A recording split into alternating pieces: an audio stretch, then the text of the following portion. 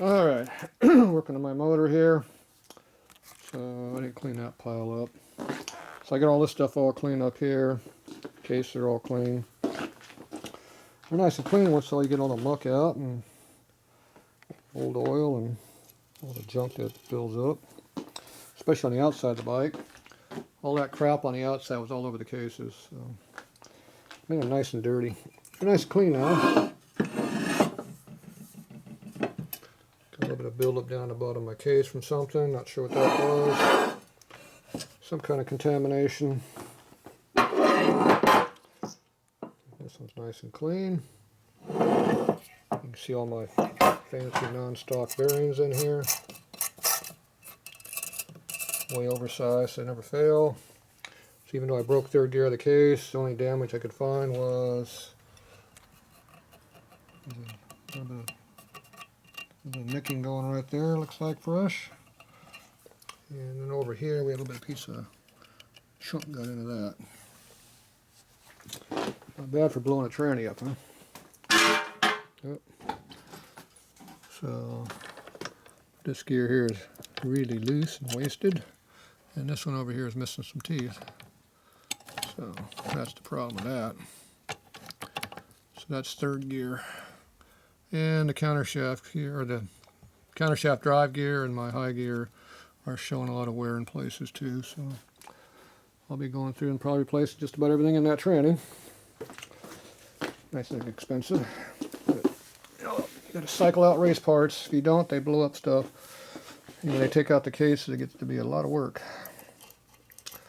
So, anyway, away it goes.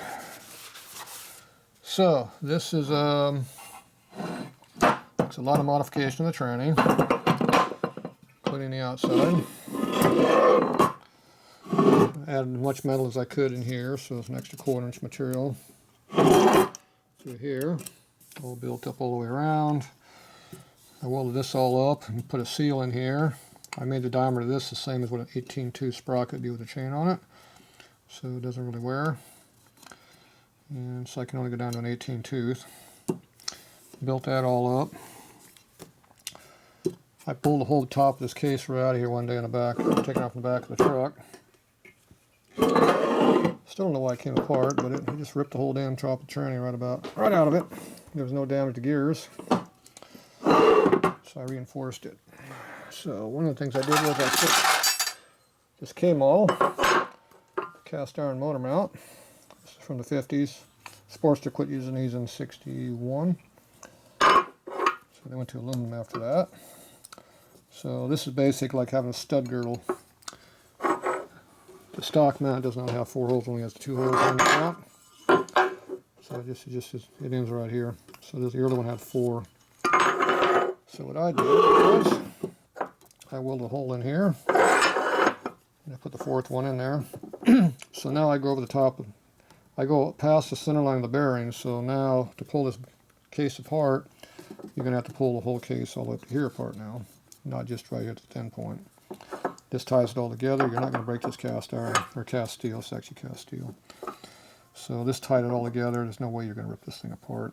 So it just reinforces everything. It's like having a big stud girdle on there. So plus they don't break like the little ones do. So I did that to make room for the electric starter motor over here. It has the gear reduction starter in it. I had to modify that a little bit. I had to slot these 2 holes out a little bit so I can clock it, rotate it up slightly to get room for the bolts. So I had to make room for the bolts that are over here. These 2 bolts here are not stock, so I had to make room for them. So that's how I did that. And I think I shaved a little bit of the starter too in one place. Don't remember. This side over here is pretty much stock. This is an 80 and later case because it has the gear reduction starter in it. I added the extra spot up in here once again for the 4th mount, 4th bolt hole. Oh, I also added 2 extra bolt holes over in the tranny. So I have 6 bolts holding my trap door in here instead of just 4. So I added this one here and this one over here. So that ties it all together. That reinforces that some more.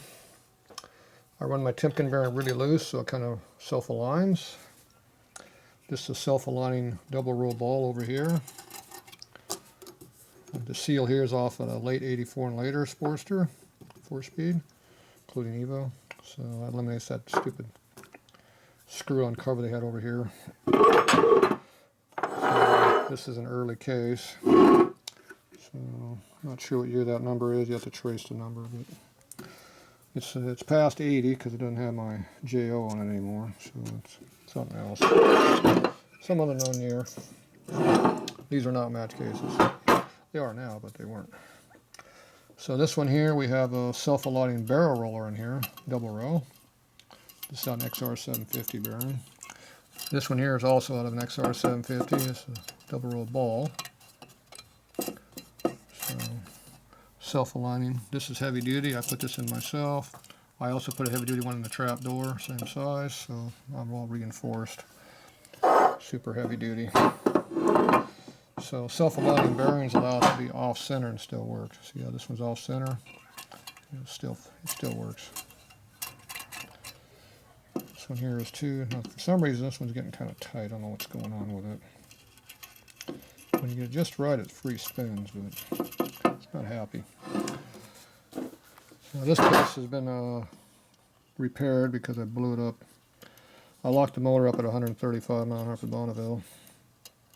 I can believe it locked it up. Locked it up. It was about 7,500 RPM. So I had to go in here and put a big steel. It took the whole bearing and dropped it down about 50 thou. So I had to bore the case out and put a big steel sleeve in here to sleeve it back to a stock size. Stock size for me. This is the original case race here. I had to cut it out for cam clearance because my cams are bigger than stock. So this is a stock P cam, and that's the one I use. It's a little bit bigger. It's a lot of extra lift, so when you go in there, you have to cut this out for clearance.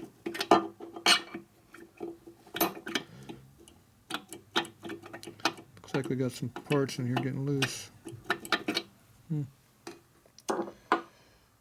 Yeah. See, this one's not cut away. My bearing. This one over here is.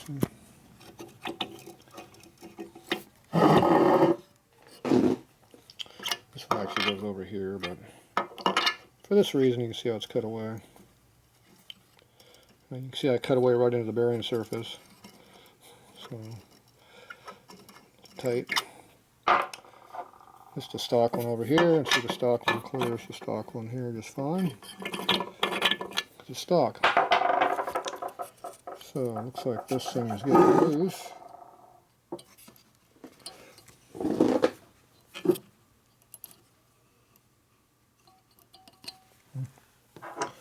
Never noticed that moving before because I never really pushed on anything. I got pressure. That's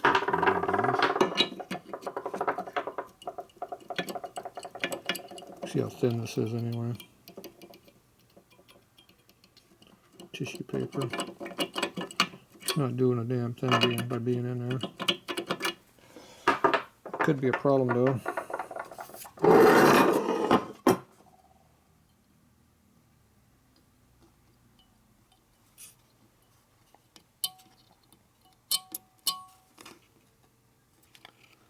As long as it doesn't rub on the lobe, we're all right. Where's my lobe at? Oh, this is my lobe. I don't see any evidence of contact. So if it's not hitting, I'm not going to mess with it. Right now it's all tied together, so no issue. Don't need to start a problem you don't have already. See, it clears just fine, so don't mess with nothing that's not a problem. You could turn it into a problem. Alright, so we're going to leave that alone. I'm going to pretend I didn't see that. I think what I will do is I'll put some Loctite, some capillary action Loctite in here and let it sit in there and just kind of seal up. Probably do that before I leave tonight. So I got some good Loctite over here. Let's see, thick thin. Oil. Wicking grade right here. Wicking grade. Boom. $2.94. Perfect. I'll put some of that in there before I go home. Do that over there. Alright, my case has been modified for an Evo pump. So, it's obviously a 75 casting. Does that say an 81 right there? Maybe it's out of an 81, I don't know. Could be an 81 case. Could be a lot of things. So this is my oil pump, which is out of a, used to be out of a Buell, now they're out of a Sportsters. 98 liter Sportsters use the same pump as Buell's. Buell's have the old dual feed coming into the top here. So that just goes in here like that. And that's my feed into my stock oil line feed. The early pump, the stock pump went right into here. This pump here goes into an oil filter, which is, well, was hanging on the side of the bike, but not anymore. It's in the parts pile, probably down there somewhere in the parts pile. So anyway, this goes in here, and it's a higher volume, higher everything over stock. Early pumps, that's what I use. So there you go, a few changes. Obviously there's an oil pan down here, bolt on. So I clean my cases. See? We have a screen that goes in there, diamond screen that goes in there like that, just like that. Catches debris. You can see how there's almost no debris ever hit that. See? Yeah, sure. So here's my head. I just got done blasting that, all the aluminum out of there. Had a lot of aluminum in there. Still got aluminum in it right there. That didn't want to come out. I thought I blasted it all out, but I missed some. It's metal sprayed. It's in there pretty good. I think I'll leave it. Doesn't want to come out easy, don't fight it. Obviously I got a couple cracks in my head. There's a big one there, another one there. How many we got? 1, 2, 3, 4, 5, 6, 7 around that hole. There's a big one there. It's 8. Any on this side? Looks like there's a hairline was starting right there, maybe. Yeah, it's alright. It's perfectly fine. Yeah, good to go. Been using a lot of these. It works. It was cracking all through here, so I had to put big long braze marks all through here. I brazed it all up. It was cracking. The whole head was kind of opening up like that from cylinder pressure. So tied it all together. I used to have dual spark plug. That's why I got a spark plug welded in there. It's eating away out though. See, it's coming. Every time I go in here, it's got more and more gap and everything here. So I'm blasting it out. See how this metal's all eaten up through here too? It's all eaten up. This is a repair ring that goes in here. At some point it's going to start leaking again. I have to make a new one. So I plugged up the hole because it wasn't doing anything for me. I couldn't get ignition, it would fire both plugs anyway. There is no aftermarket ignition that fires 2 plugs very well. The closest thing you can get is the Dana 4000 race ignition box. It runs double coil, so you can get good power, but it doesn't have any balls. It doesn't fire the brew. So that's why I got a big car ignition up under there, so my box. I got a big car ignition in there. Out of an alcohol dragster. So puts out a good spark. So that's that one. Cam cover's always been all trimmed away. The rocker arms have been modified quite a bit also. Put a lot of material up on here. The stock ones are way down here. So I corrected my rocker geometry and gained a 100th hour lift almost. And I don't get wear anymore. These are all hard face, which makes it hard anyway, but you can see there's not much wear even with a hard facing. So the stock rocker ratio is really bad. Or geometry ratio is bad too. So it used to be my rocker arms were, theoretically, you're supposed to have the rocker arms at half lift. They're supposed to be perpendicular to your shaft. That's how it's supposed to be. On this side and on the valve side. Well, neither one of these two are accurate.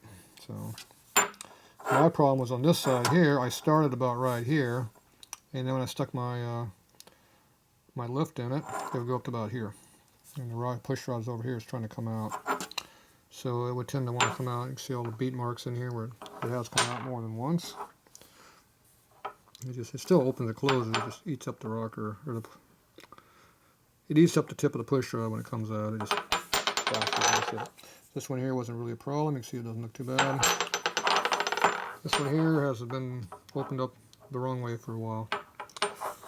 So what I did was I welded this tip all the way up here. So I welded up taller, which brought this down. So now when it works, it goes like it's supposed to be, like this. So my tip here is accurate. So your rocker ratio is only accurate from here to here when you're at 90 degrees. As you go like that, you look at your center line, it gets tighter in, you lose rocker ratio. So rocker and geometry is actually, a ratio is kind of an average. It's not real world, which nobody really tells you about. And on this side here, I did the same thing on my valve side. I was having the same problem with the valve issues. So I changed it to where it starts out way above the center line. And you go by 675 lift, it goes down to here. It goes the other direction. So my working ratio is from here to here. Geometry, so it stays accurate. So that increased the rocker geometry, or the rocker geometry increased, and the ratio increased. So I got more lift than what I started with. Where is my plate at? There it is, over here. One of the tricks I did, I added this plate in here, which gave me the height I needed to get the rocker correct on this side. I had to lift it up. Otherwise, this is going to run into the box, because you can only lift these up so high before they hit. So, moving that up, got that part fixed, and that corrected that. And actually, when you go up higher, the valve gets further away from your pivot location, so you have to increase the rocker arm length to keep up, and that's where the rocker ratio increases over stock. Plus, you're getting a full ratio. But I still had to grind it out here for valve clearance because of the lift. It's not a lot of lift. So it goes way up here. And the collars are all trimmed away. Also to make room. So it's got 675 lift, and on an iron head it's hard to get 475 lift. I get a couple $100,000 more than that. So it's got a lot of lift. The valves are sunk a long ways too, because you need over on this side you need a lot of clearance also, because that top dead center on the overlap, this thing here is probably open 300th thou or better, and this one's probably not far behind, it's probably 260 or better. So when both of these are open over a 1/4 inch, they hit each other. So you have to sink them way down to get them out of the way. And that naturally raised this up higher, and that's why we had to put the plate in here to get everything back up to where it had room. Then you got the coil bind problem. So these are custom springs. So I run these things at coil bind, back them up about 20-30 thou from solid coil bind. That's where I peak them out at. Back in the day, that's a big no-no to do that. Nowadays, that's how you make them live. Different theories over the years. So I was doing it right the whole time, I just didn't know it. All I know is I don't break valve springs, and they work fine. And this thing runs over 8,000 RPM, sustained. That means when you're in high gear hauling ass on Bonneville for a mile, the motor's wound out for quite a while. So my motor don't care about RPM. The dyno says I turn 8,800, 8,900. My tach says 8,300. I'll go believe my tach. It's mechanical. I know it's right. So either way, it's turning a lot of RPM. And these valve springs are probably over 600 pounds open. They're probably over 250 on closed, I bet. The intake port might be slightly different than stock. And the exhaust is probably about the size of an intake port on a regular head. Put 2 fingers in there. Big fingers, no issues. Put 3 fingers in there. Almost. So I got a piece of exhaust tubing in here because the steel, the cast iron breaks off when it's out there. It's 50 wool. So I still got the stock pipe on the outside diameter. So I just weld the steel piece in there to take up the slack. It's been in there for years, no problem. Every few years you gotta go back in here, expand this back out because the clamps on the outside keep squeezing it down. So when it gets to be too small, I go ahead and put an expander in there and open it back up again, and then everything fits again. On this side over here, we got a custom manifold. And I'm not sure where my carbonator's at, but it's floating around over there somewhere. So anyway, it matches. It has a big 4 bolts to hold it on. Now when the nitrous is flowing into this thing, the nitrous shoots in right here. You got 2 big shots going right like that each side of the valve. So it fills this hole up full of fuel, raw fuel. When that valve opens, that thing's full of raw fuel in there. Half that port's probably liquid filled. It's pretty big all the way through, as you can tell. Stick your finger in there. You can stick your thumb in there if it's longer. You can stick whatever you want in there, it don't matter. It goes in there. So anyway, some modification. So this motor runs from 6,000 to 8,000 and it doesn't like 6. Now with the stroker crank I put in it, that's 1 inch longer than stock. That would go, right now I'm running 7,500 RPM with that one. So it's going through the gear pretty easy at 7,200. It's going to about 7,500 running it. So this is a 4.8 inch stroke, so long ass stroke. Alright, we'll be back.